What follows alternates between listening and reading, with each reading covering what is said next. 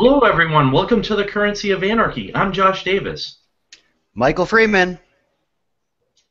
And if you'd like to be a part of the discussion during our live tapings, please check us out at youtube.com/user/Cur of Anarchy on Mondays at 9 p.m., 6 p.m. Pacific.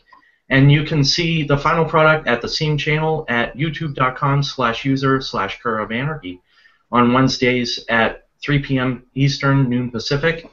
And please check out our Facebook page, facebook.com/Cur of Anarchy.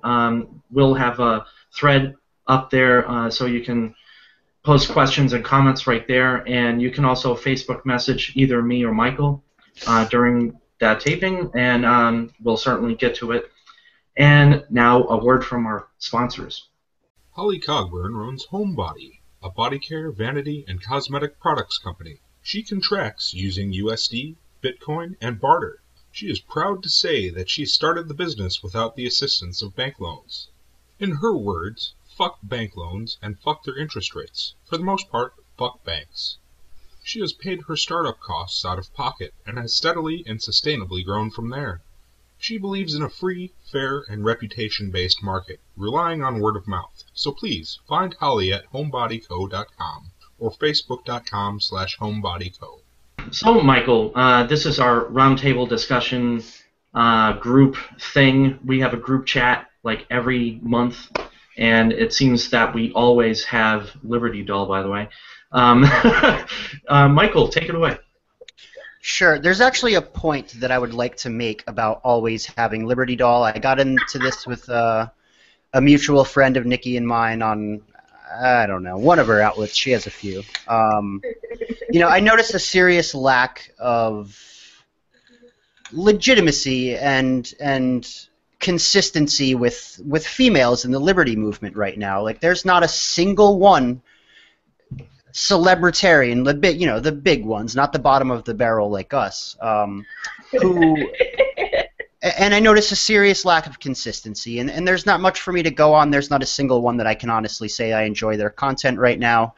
And Nikki is one that I do. She's actually consistent as an anarchist or a libertarian, and I know that she just recently came out of the closet to everybody in her personal life about that fact.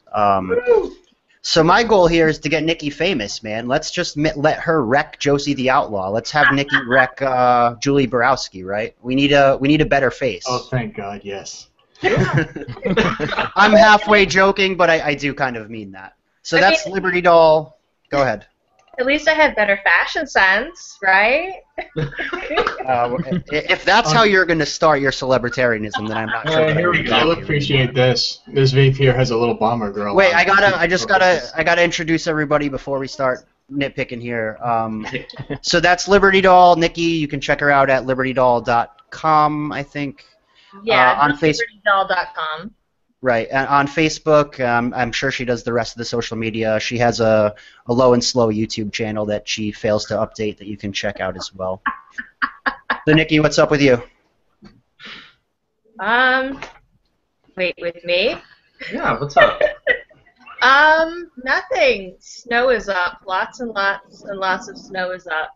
So yeah, I'm actually thinking of more videos to do. I have ideas. So hopefully I'll actually do some soon, eventually, maybe, potentially. Keep us in the loop, and we'll be sure to toss those videos around on the webs as well. We always appreciate you coming on here. So I bust everybody's chops. I'm just kidding. Nikki is somebody that you guys should really check out. So then we have Tommy Valor, Semper Fuck himself, the God King. No, the God King was killed in order to facilitate the transcendence to the next form. Oh, I'm sorry. What I'm trying to get at is that he's a pompous bastard. You can check him out on Liberty Rockstar on Facebook, and I think he has a new one going called Anarchist Things, which is booming. It's really funny stuff. It's going to play on just status things, but more from, without the satire, I suppose. Yeah. So what's happening with you, big boy? No, it's crazy how fast Just Anarchist Things has taken off. It's been maybe like 3 days, and we're already like over 800 and I think 10 likes the last time I looked. Yeah. And it's actually a play off of Just Girly Things, but we want to showcase Just Anarchy Things because it's like so many people have all these like crazy ideas of what anarchy is, and really it's everything that they probably do in their regular life anyways already. And so it's actually a way through kind of like funniness to get information out there better, and because it is recognizable, it's been able to grow incredibly fast. Good. Yeah. Networking is the key, man. Like, the more hearts and oh god, I'm not gonna do that. You know, all right, Josh. All right. Keep your awesome red anarcho-communist T-shirt on. That's 2 weeks in a row, by the way. Red time. All right. Yeah, Tommy, that's what's up. Like, I like that page, and you know, generally I just like your stuff because I like you and we're friends, and like I just want to support you, right? And I know that's probably an insult, but just whatever, it's what it is. But no, you know, this venture I actually really like, and it's obviously successful. I'm clearly not the only person who enjoys it, and you know, I appreciate what you're doing, bud. Thank you.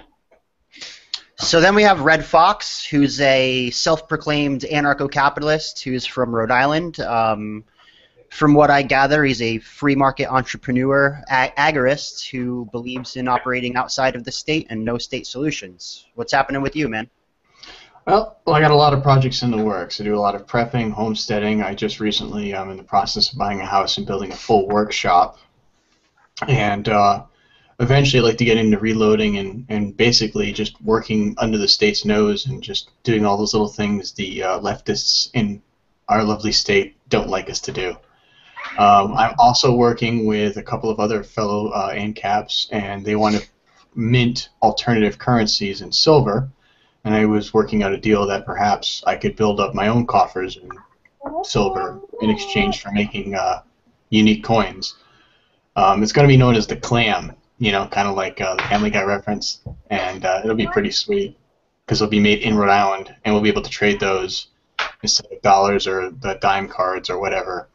So I guess my big question has to be, are you going to accept Bitcoin? Oh, yeah. I mean, I love Bitcoin. I had an incident with Butterfly Labs. Hopefully I can join the class action suit against them over my miner. They gave my miner, I don't know if you know anything about the Butterfly Labs incident, but basically they gave the nice, big, expensive ones out first. So all the little miners like mine were useless. Right. I am happy to say that I have never dipped into mining, and I never will. So that's the crowd. Here we are. Josh, back to you. Okay. Well, I think the first thing that Michael and I wanted to talk about was about the, you know, football. It's glamorized. It's, you know, it's basically a small form of nationalism. And, you know, anyone who is a nationalist is into, like, football or sports in general. And then that's, you know, you got the national anthem within every sports goings on, every happening. You know, it's pretty ridiculous. And I personally always hated the idea of pride anyway, like school pride, national pride. Like, I just don't get it. I never got it. And now it's even more overt than ever, in my opinion. And so my thing is, you know, just, I mean, it's one thing to like sports, and especially for the exercise, and you can make a case for team building, but I think that's about it. Honestly, I can't stand sports for the most part. I like baseball. I watch the Red Sox. I admit it. I'm a full-fledged Red Sox fanatic. But I'm cognitive. I of the don't fact that, from I don't like sports to I'm a full-fledged Red Sox fanatic. I sense a little cognitive dissonance there. Right. But the thing is, I know better. There's a difference, you know. Like, I know that national pride is absolutely mind-boggling and complete brainwashing. And at the same time, I like sports. I'll play sports. I like bowling. I like golf, sort of. And I like baseball. But most people really don't get it. They seriously put their hand on their heart, and I'm like, how can you have that pride for a nation? It's absolutely ridiculous. It's like a religion. It is. Yeah, that's what statism is anyway. It's a religion. Yeah. Nikki, let's go first with you. Yeah, go ahead. Well, so this is the first year that I have watched the Super Bowl since I was like 10. Because when I was a little kid, my dad would like bet $1 on the game or something, and his drunk friend would come and they would just drink lots of beer, and there was really no escaping it. But this year, I actually went to friends' houses, my friend's apartment, mainly because they had food. Right. I mean, I'm gonna be real. They had food that did not involve me cooking, and I always like that. I'm a terrible woman. And we actually sat for the whole thing. Are you okay? Yeah. Okay. I've been laughing all weekend. I'm sorry, I'm just on a laughing rampage. Go ahead. What else can you do? Punch refrigerators? That's not a good idea.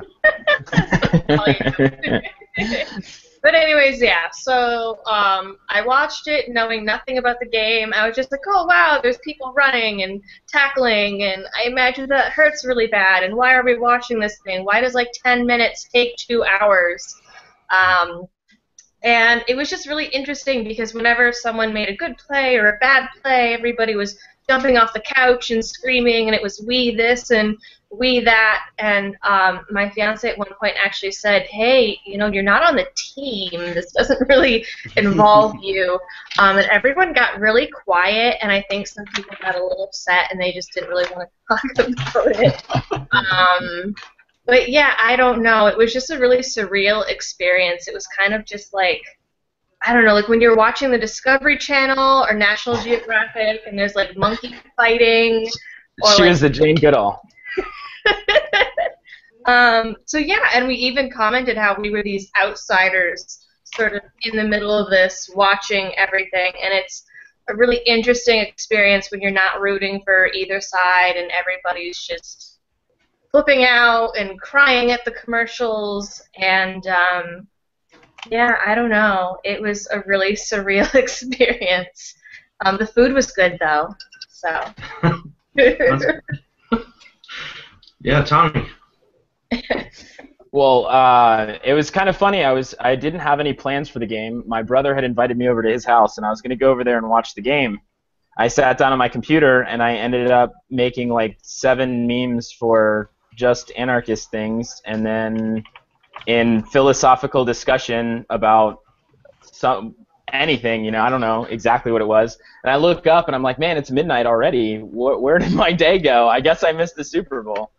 And that's actually kind of like a big thing that's happened to me recently as I've become like more active as an activist or whatever. I used to love football. I played football in high school. I will talk at length about how great I think football can be for young kids, going off of what you had said, building teamwork, but also more than that is like discipline and getting kids out there and making them feel good about themselves, or helping them to find things that they're good at and feel good about themselves, empowering them, and also to build like a community sort of surrounding. But when you take it to the extreme that national football does, or like large sports, baseball, same way, you kind of get into that like exceptionalism where it's like, well, I like my city's team better than your city's team because I'm from my city and my city is better than your city. And there's no like rhyme or reason behind it. And it's the same thing on a larger scale when you come to talk about American nationalism. And it's it's really kind of silly. Like Liberty O'Dell was saying about like the collectivism, the we, describing your team as you're a part of it, even though you've done absolutely nothing, but maybe cheer them on. And a lot of times when it comes to the Super Bowl, the people that are cheering for the teams don't even cheer for them during the regular season. You know, they're diehard whatever city that they grew up in or whatever sports team that they loved growing up, and they kind of stick with that. And I think that like perfectly represents American exceptionalism, nationalism on a broader scale. Looking at it like that, and kind of like the outside looking in on New Year's, when I went out to a bar on New Year's to celebrate, and I was with another one of my buddies who's kind of like really, really heavy, like Nietzsche influence kind of individual, and we're just sitting there watching everybody doing what I call like humping the American dream. All these guys are out there doing what they think they're supposed to be doing. And just looking at their faces, they just look so sad and miserable, even though they're supposed to be drunk and having a good time, and it's the new year. And just looking at the large crowd, I just felt like such an outsider laughing at all of them doing all of this and just being miserable, even though they're supposed to be doing this to celebrate and be happy. And I think that carries over to other parts of life, too. Yeah, right on. Red Fox? You. Well, I mean, like, I totally agree with that. I've always seen mainstream sports, particularly spectator sports, as kind of an outsider looking in, and I just never was into it. Same thing with, like, you guys said about high school and stuff. I was always like at the pep rally, I'm like looking at all these people just cheering, and I'm just like deafening my ears, and I'm going, oh my god, this is just so freaking stupid. I just never liked collectivism at all. I've always been an individual. And it just annoys the hell out of me to see this kind of groupthink and just like everyone just takes their individuality and just any kind of like independent thought and they just throw it out the window and just blindly support this one particular thing. And with sports like that, like, you know, I can understand playing baseball or football or whatever yourself with your friends, but as far as like sitting there and watching a game or rooting for total strangers, it just seems so foreign to me. And I always found it interesting that, like, the Boston Red Sox and New England Patriots are not Rhode Island, yet Rhode Islanders, like, cheer them on like it's their own personal team. And it's like, dude, we don't have a team. You know? It's just like, what are you rooting for? And it just, yeah, it's like this us versus them thing, and it's just so silly. Like, I always, you know, actually it was funny, is one of my customers was a former New England Patriots player. And he was worried, like, a fan was like, you know, I would be a fan going to his house and doing a job for him. And I was like, well, I don't give a shit about sports. He's like, oh, great, come on over then. I mean, I've always been into more individual sports like archery and other things like that. But never, like, sports where you just throw a ball around or anything like that. I just thought it was kind of dumb. I mean, I can understand why some people enjoy it, but I like to have a lot of the things I do as hobbies have a practical application. And I don't see kicking a football around as very practical. But we all have our stupid hobbies, I guess. It's true. Yeah. But as far as, like, you know, it's basically bread and circus. I mean, the reason why they're so miserable is you know, it's a lot of economic things, you know, between the femistatists running around screaming that we need to get paid more, and it's like, hey, it's not my fault you made poor career choices, to, you know, the guys that are, you know, driving into the stadium with these cars they can't afford, with underwater mortgages for giant houses they didn't need and couldn't afford. You know, it's a, you know, and I'm looking at these guys. I'm half their age. I don't have any debt, and I might be buying a house and all this stuff, and I don't make much money. So it just, you know, I look at all these people and how miserable they are. I'm just like, you know, maybe if you guys stop paying attention to which team is better in your mind and actually focus on what's around you, maybe you could be more productive. Right. Yeah, Michael, wrap it up. Even to this point, and I've read numerous articles about the Super Bowl, the only facts that I really have is that I have about zero. I think it may have been at Gillette in Boston. I am pretty sure that the Patriots won. I know that like over 100 people were arrested at the game, and about 75% of them were not charged with crimes and illegally detained. And if you want to even bring up the Constitution, unconstitutionally detained, but that's not. You guys can have it that. That's about what I know about it. I don't follow sports. Like, I like to play sports very much. I think competition is one of the funnest things of all time. My girlfriend and I compete with each other constantly. doing it. It helps build our relationship, and I like to win. You know, I thoroughly enjoy winning. It makes me feel fucking great about myself. When it comes to like the game, I don't much care. It's just that it's an irrelevant, you know, way to make yourself not think and to entertain people and make money. Like I have no problem with that. Whatever. Like cash in on whatever idea you possibly can, as long as you're not using government regulation and protection and etc. to forward that, right? But I think, actually, there's a few things I want to point on that Nikki said. Nikki, Pat is hilarious, and you need to fucking film him at all times. That would have made such a good Liberty Doll YouTube video. Oh, you should have heard what he said at some of the commercials. It was, well, we both said it was pretty bad. People were. I know. I wish. And like you brought up all you guys brought up school spirit. I fully agree. Like, nationalism is nationalism, whether it's school spirit or team mentality or pack mentality or group think or our team or my army or these colors or this geographical location. It's all the same damn thing, I think. And it's just a really violent idea. It tends to lead to the deaths of hundreds of millions of people. And I oppose it 100% of the time. Regardless of how you may be packaging it as keeping people safe or your team is better than the other team or whatever, I don't much care. I think that it's just a vile idea that needs to be stamped out. It's proven to have failed time and time again. It is proven to be counterproductive to human prosperity as a whole, and that's a collectivist word, right? But I'm just trying to see it from their side. By collectivist idealist mentality, they are inefficient and failing. So even if you are a collectivist, you guys need to come up with some better ideas, you know? And that's how I see football, that's how I see the NFL, that's how I see the Army, that's how I see elementary school. Or the only thing that I want to bring up about that is at least for the most part, at least with football and baseball, they at least try to incorporate a little bit of capitalism. You know, buy my ticket and we'll, you know, make this team shine, and maybe this whole geographical location will have a bask of glory for about, I don't know, the next 24 hours. You know, at least they have a little bit of capitalism. You know, the state, it's forced upon you. You know what I mean? You know, of course, with football, you know, there's a lot of subsidy, especially in Boston, I'll tell you.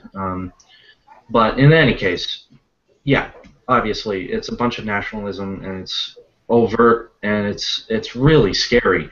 You know, when you really open your eyes to this stuff, it's, you know, that's where it breeds this nationalism.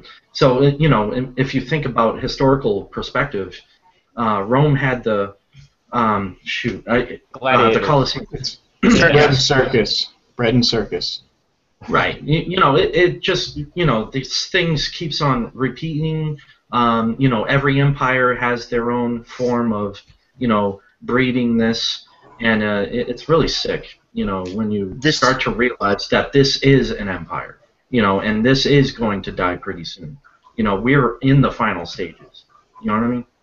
But that's beyond the scope. The state wouldn't help fund them if it wasn't in their best interests. What is in the state's best interests? I mean, I don't need to ask you guys that question, but you guys might just people dumb enough to vote. Something like that. Like I keep them dumb enough to steal my stuff, or to make me vote, or to call the cops, or whatever it is. But smart enough to bring or like keep some form of prosperity or wealth moving, because they take a percentage off of every single bit. Oh, they don't even do that now. I don't even think they do that now. I mean, the way they try to regulate everything, they're just so full of their own chutzpah and bravado that it's getting to the point now where it's just like they're just regulating themselves into just economic collapse. It's ridiculous. It's the exact same thing if you look back at how Rome was built and then the decline of Rome. It's almost verbatim if you look at it. Right. Well, Mark Twain said that history doesn't repeat, but it does rhyme, and I think that's very true. You know, things aren't always exactly the same, but they do. He also said when the end of the world comes, he wants to be in Cincinnati. So that's where I'm from. So My borders. He's 20 years behind. My borders. Exactly. Which Cincinnati named after the Roman emperor. Right. Oh God. Cincinnati. So. I'm just Hey, all the parallels. Good or bad, a quote's a quote. If it's good and it works, just apply it, right? Just because someone's a pain in the ass or evil doesn't mean they're not right.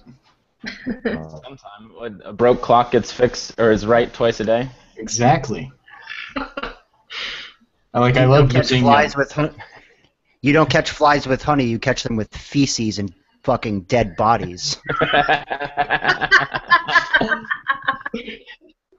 I love using the founding fathers' quotes against constitutionalists and stuff all the time. Right. You know, just to. Is this Franklin? Yeah, I think it is. The tree of liberty must be, I'm paraphrasing hardcore, the tree of liberty must be from time to time watered with the blood of patriots and tyrants. And I'm just sitting back here like, fuck both patriots and tyrants. You guys take each other out and do my job for me. Appreciate that. That was Thomas Jefferson, but Thomas Jefferson was an interesting character because... there was like 3 different versions of Thomas Jefferson. I know, right? Like one where he was like hardcore patriot, one where he was like hardcore statist, and like one that was like somewhere in the middle. The philosopher, you know, like in his later years, the philosopher looking back on everything, I guess. Hindsight is 90/90, baby. At least he tried to stop the Fed and succeeded back then. You know, that was the one good thing about him. My biggest thing about tearing the founding fathers is actually Thomas Jefferson, because so many people talk about him, and he wrote the Constitution. He cared so much about individual rights that he left them all out of the first drafting of the Constitution, right?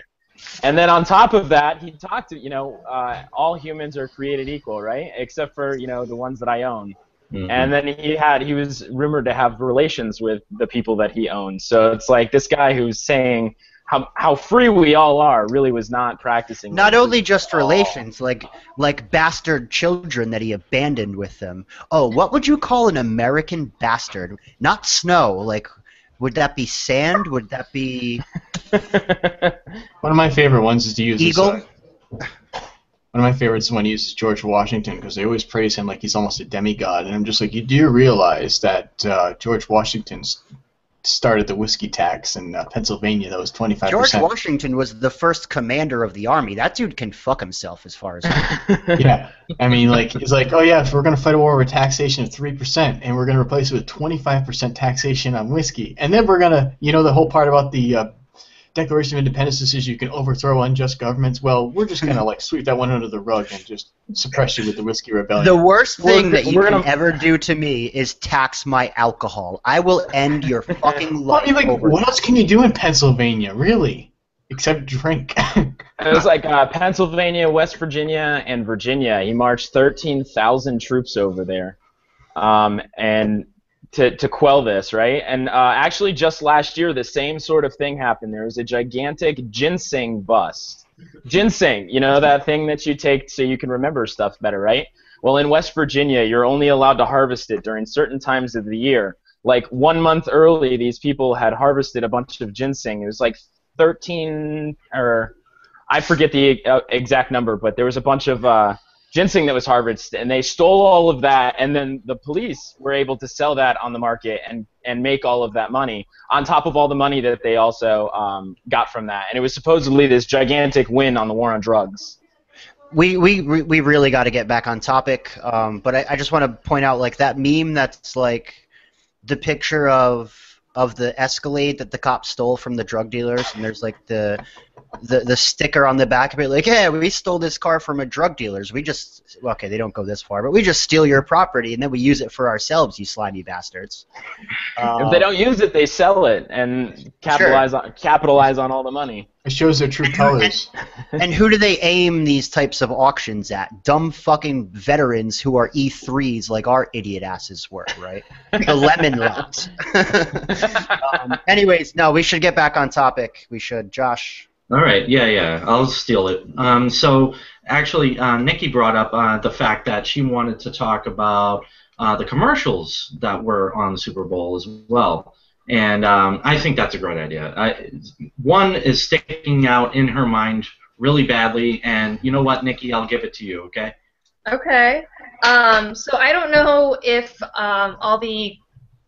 if different regions have different commercials or what the deal is with that, but there was a couple interesting ones that we saw last night. But one of them was like perfect timing. There has been this spanking versus anti-spanking argument that's been going on at my personal page for, I don't know, a few days.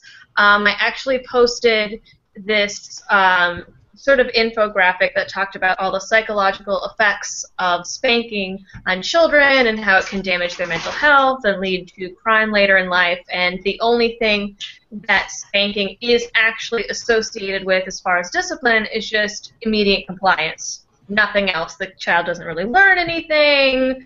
I mean, they're certainly not happy. The parents aren't happy. Their mental health and emotional health kind of declines when they're spanking their child. But still, people are so adamant that punishment is the only way to parent, and that's been the only way to parent for hundreds of years, and somehow nothing has changed. So in the midst of this argument going on my personal page, we're all sitting around the TV last night, and there's just this image of this child that comes on the screen, and they're talking to someone, and some guy just slaps the kid across the face. And there was this collective gasp in the apartment, like, like it was such a horrible thing. And what it was is it's for some show that's literally called The Slap. That is the name of this television show that I think is going to be on NBC or whatever it is. And the whole plot of it is that someone slaps someone else's kid, so they call the police and take them to court. And I just thought it was so interesting that people get so upset if someone else slaps their child, but if they do it, it's okay. You know, they say, well, how dare you? How could you ever hurt a child? How could you slap my child? But they can't apply that logic to themselves. And I just thought it was a really interesting juxtaposition of, you know, that whole argument. I don't know if anyone else had that commercial or was even watching. No, but I wanna throw out there that I love talking about peaceful parenting so much because I think that it's kind of a generational approach to actually advancing liberty for everybody.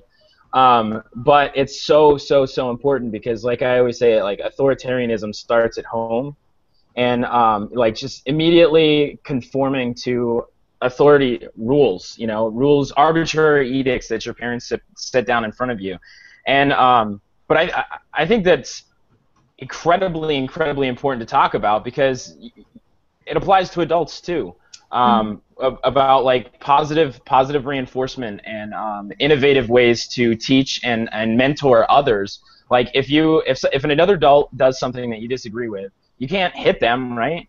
Why is it acceptable for you to like hit your child if they do something that you disagree with? And so the argument comes down to either they cannot logic and reason like an adult, so should they not be given more benefit and more like coddling, so to speak, or whatever, more leeway to behave in certain ways because they don't have the ability to logic, reason, and impulse control, or Right. that they are completely capable of all that stuff, so they should be shown the exact same respect that you would show an adult.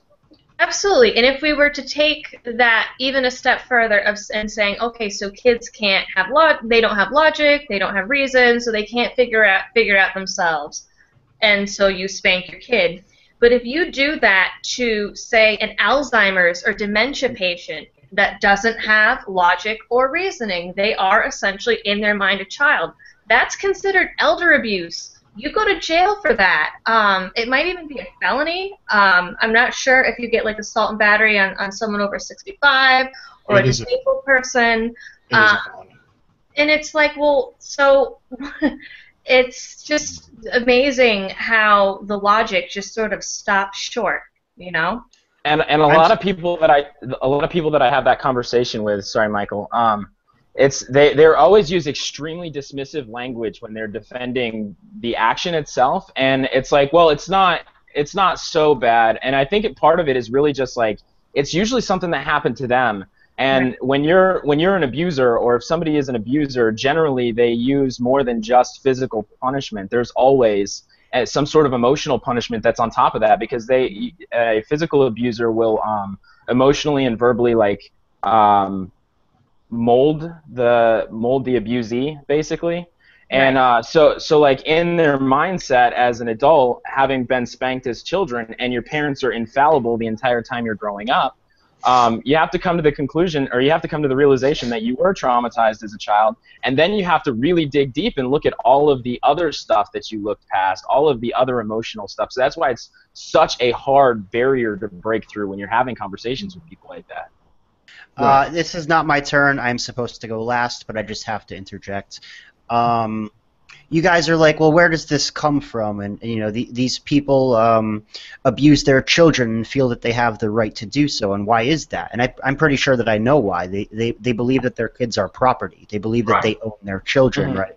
And I instantly, 100% of the time, because I try to be consistent, I oppose that position. Like, nobody is anybody's property. You are your own person and capable of making your own decisions.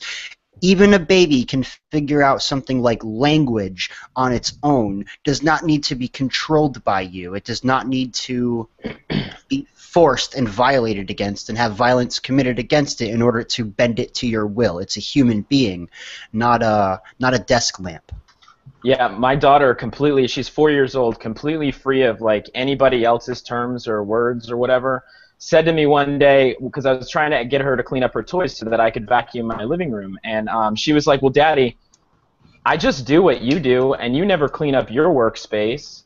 And I looked over at where my computer is on my counter, and I'm like, yeah, you're right, honey. I need to be better at that too, don't I?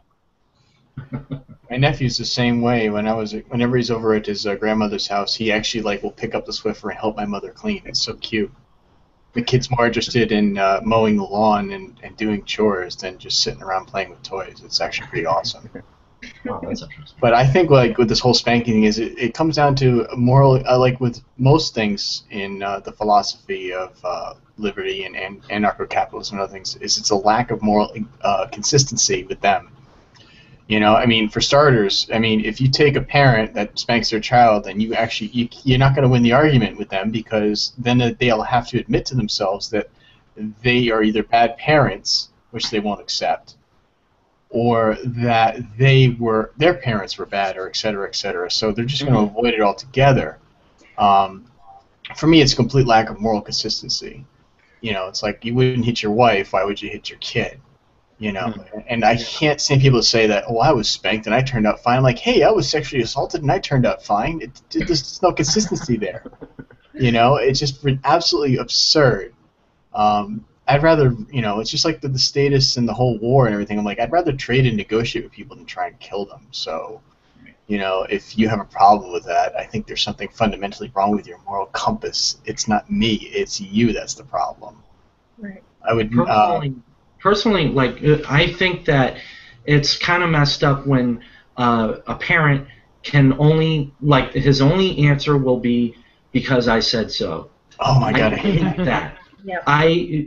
Anybody capable of critical thought hates that. Personally, like, a ton, and you know, all I could hear, you know, it's that and, you know, spanking, and well, that was far and few between, but still, you know, why do it? Because there's no real good answer. You know, whatever. Have you heard the lifeboat scenarios they come up with spanking? Right. Like, have you heard the lifeboat scenarios involving spanking or hitting your child? Oh, no. No? I hear stuff like, oh, what happens if your kid's going to touch something hot on the stove? And I'm like, so you're going to smack your kid around for touching something hot on the stove? All right, I gotta jump in again.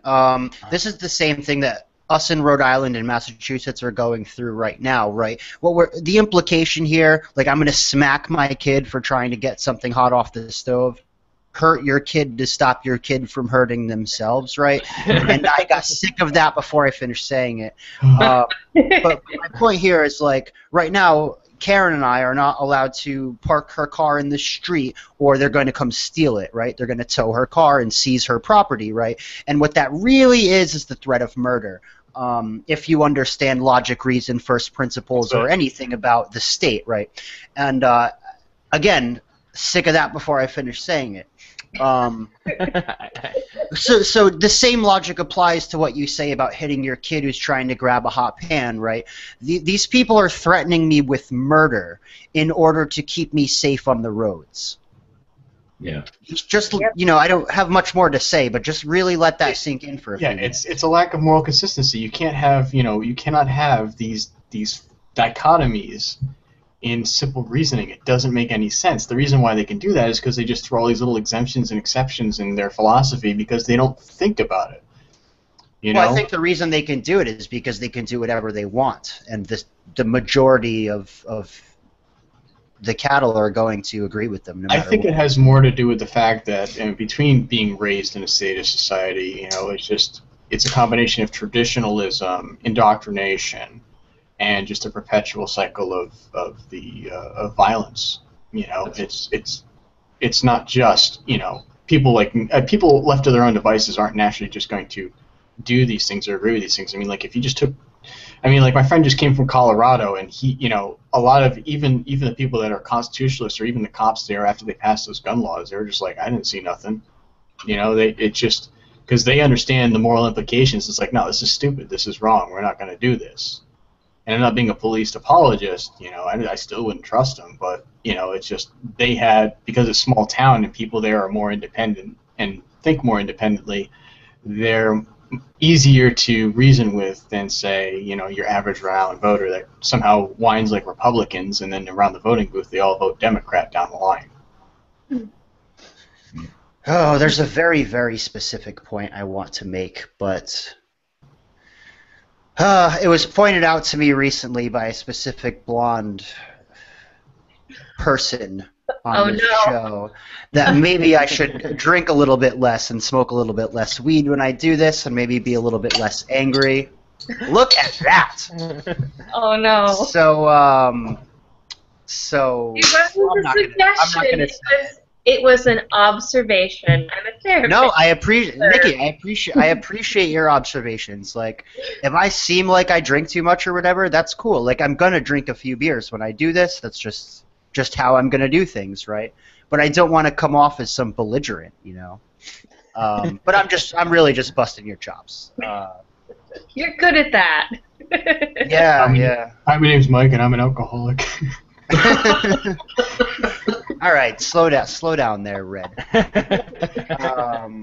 This is the dismissive language that I was just talking about, where people aren't willing to. I'm not dismissing anything, baby. Slow down, God King, slow down. No, it's fucking crazy. Like, I'm like at a loss for words. This whole thing that's going on in the Northeast right now, in Rhode Island, Massachusetts, Connecticut, New York, New Jersey, with the snow is just really making me crazy, and it's just making me hate all of you. Not you guys, but everybody else. Like, yeah, the implication here is that these people are threatening me with murder in order for if I go into the street and. What blows my mind? I don't want to rehash it. I just don't want to rehash it. What blows my mind, Mike, is like these people that support taxation and all this stuff, they don't even get anything good out of it. I live in Woonsocket on a hill, and my street has been plowed twice. The state is the most inefficient institution to ever exist in human history. Yeah, they're not getting a good deal. Look, they're putting you in a cage. It's your own cage. It's house arrest. Just for a natural occurrence. It's called snow. Whoop-de-doo. It's frickin' water. You might go. I've been pressing on this. I have been pressing on this point for weeks, and I know that it's getting old, but like we got hit with the snowstorm last week. I think it was Monday again. And then this Monday we get hit with another snowstorm, and it's just like I'm being threatened with murder. Last time for 3 separate reasons, and so far this time 2. And I just can't fucking take that lightly. And Man. it's so funny. So I live in a small town, a college town in Massachusetts, and I mean it's not that small, but for some reason they can't get their shit together and plow anything. If you expect the state to get their shit together, Nikki, you're gonna have such a fucking bad time. It's not in their best interest to provide what they're supposed to provide well, because once they provide it well, they don't get more money next year. But the thing is, if you go anywhere outside of town, there is a straight line in the road of bare pavement versus snow and ice all around the border of the town. I actually took a picture of it last year, and I'm pretty sure I posted it on Liberty Doll. And you know, people are I'm on the local town Facebook page just for shits and giggles, really. And people are always complaining, and then there's the people that say something like, oh, for all these taxes we pay, because my town has its own separate tax on top of all the state taxes. People are like, oh, for all these taxes that we pay, how come the plowing is so bad? And then there's this whole string of either way. They're like, you have to understand, the people driving the plows are risking their life, and you're complaining about the roads. Roads. That is just my least favorite argument of all time. Just like the cops, they have to put on this uniform and go risk their lives to keep us safe every day. Like, motherfucker, that's part of the job description. Not even that, Mike. It's not even that. Trash collectors live a more dangerous lifestyle than police officers do. I looked up the statistics. Construction workers, too. I'm aware. Yeah, construction workers, too. My job is more dangerous than a cop's. I work with electric, gas, and water. Beekeepers' job is more dangerous than the cops. Well, Yeah, because you can be not allergic to bees your entire life and get one sting and be go into anaphylactic shock, and die. I'm actually deathly allergic to bees. My throat closes up, and I'm getting triggered right now. So I'd like to shift the topic. How dare you censor me? My patriarchy. Oh, don't even talk to me. Believe me, let me run to the state, and I guarantee they're going to tell you that my feels come before your logic. All right. My guns beat your feels. So it's Rhode Island clam. You guys can look it up on Facebook. I'm still working out the kinks. The first set will be made in the Nordic traditional method of stamping coins, all done in a shop without government permission. People can trade them. People can use them. You can exchange Bitcoin, whatever. We're still working out the kinks on that. And you can look up my Facebook page. It's Red Fox, one word, Armory Blacksmith Shop. We're not operational yet. I'm only doing this myself, so I can only do odds and ends right now. But hopefully by spring, I'll be able to make stuff and knives, swords, anything really. And if you're an ANCAP, I'll give you a really good deal. We accept Bitcoin, barter, trade, pretty much anything, including Federal Reserve notes, though. Last time we did this show was January 26th. Today is February 2nd, and I took the prices tonight at $8.32. Silver last time was $17.73. Tonight it's $17.18. So that's a 55-cent drop. That's 3.1%. Gold went from $12.73.41 to $12.73.07. That's only 34 cents. That's not even making a tick in the percent column. And Bitcoin went from $265.92 to $273.32. That's $7.40. That's a 2.8% gain. Good stuff. Not much changing over here. So, any other follow-ups to Bitcoin or gold or silver or anything? Anybody? It's good to see gold and silver being steady, and it's good to see Bitcoin on the rise for me, because I use it to buy silver, which is holding steady, so cheers. I'm trying to buy Bitcoin, but Coinbase is like, no, you have to verify with your account. I'm like, damn it, it's Sunday. Dude, go to localbitcoins.com. Get off of Coinbase. Yeah, I've heard... I was only on there for because I was mining as a group. So, but since my miner's obsolete, I don't really do that. I mean, supposedly, if you can make the trek to Boston, there are supposedly Bitcoin ATMs in Cambridge. There are I've 3. not seen them, but I've yeah, heard but oh my god, I hate they're Boston. legendary. There's They're one in great. South Station as well. I didn't help my fiance move when she moved to Boston. Oh, There are 3 Bitcoin I ATMs. did it. Well, actually, no, I did it once. When she moved again, I didn't. Well, It's that was an complete. exercise. It's completely anonymous. You're not going to lose any money, and it is absolutely the best way to So there's- use Bitcoin. There's with USD. ATMs in Boston where I could just put cash in and get Bitcoin out of it. Yeah. yep. I would love to try that. I still haven't done that, but when I haven't do, either. when I do that, I'm going to definitely take that for the show, like you said, Michael. That'll be awesome to do. Make a thing out of it, man. Yeah, We should man. all do it together, maybe, or hang out, do something. Be nice to Yeah. meet you guys.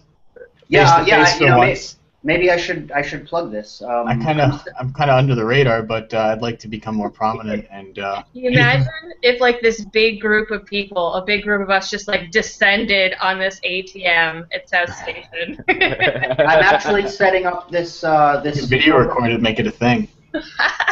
I'm setting up this Rhode Island Anarchy meetup. And Nikki and Josh, you guys are close enough to make it, so we should do that. And at first, we're probably just going to do it at a bar, have some drinks, and shoot the shit. But maybe we could turn it into a thing. Go do some cop blocks. Go make some videos at the Bitcoin ATMs, and maybe go. Yeah. Yeah. Josh, so next week we have objectivist girl Lauren Rumpler, I think. I believe so. Yeah. So we're gonna talk about morals. It's about time. I miss morality on this show, honestly. Objectivism versus subjectivist, more libertarianism, whatever. Yeah, this should be a good one for me because I am not an objectivist by any means. I'm more into Friedrich Nietzsche. I'm more of a relativist or a subjectivist or whatever you want to call me. I believe in interpretation, not truths, right? So I'm kind of in the middle. Like, I'll take from column A and column B, you know what I mean? Like, some things is like, it's just plain, you know, some objective morality is just a fact. Like, yes, it's wrong to rape. Yes, it's wrong to kill. And then there's subjective fans. Like, well, if somebody, you know, tries to kill me first, well, yeah, obviously, you know. there are so many things that I want to say right now, but I'm You not don't even wanna going get- to. I'm not don't going wanna to get do me it because started. we gotta wrap up. The thing is, we're gonna have Lauren on the show, and we've had actually Luis Fernando Mises on the show a couple times, and he's kind of introducing me to, you know, right, the kind of balance, the subjectivism and objectivism. I think I've had this conversation with Tommy as well, and so it would be great to have Lauren on the show, and maybe in the future we should have a big round table debate. But that would be That would get so ugly, man. well, yeah, that's why we should have it. So, yeah, I think we'll do that anyway. Lauren will be on the show next week. That will be February 9th, live on the Currency of Anarchy channel, Cur of Anarchy. And this show will be up February 4th. That's a Wednesday at 3 p.m. on this channel as well, Cur of Anarchy. Also, this will be uploaded to Voluntary Virtues as usual. So take care. Thank you all for watching. Take it easy.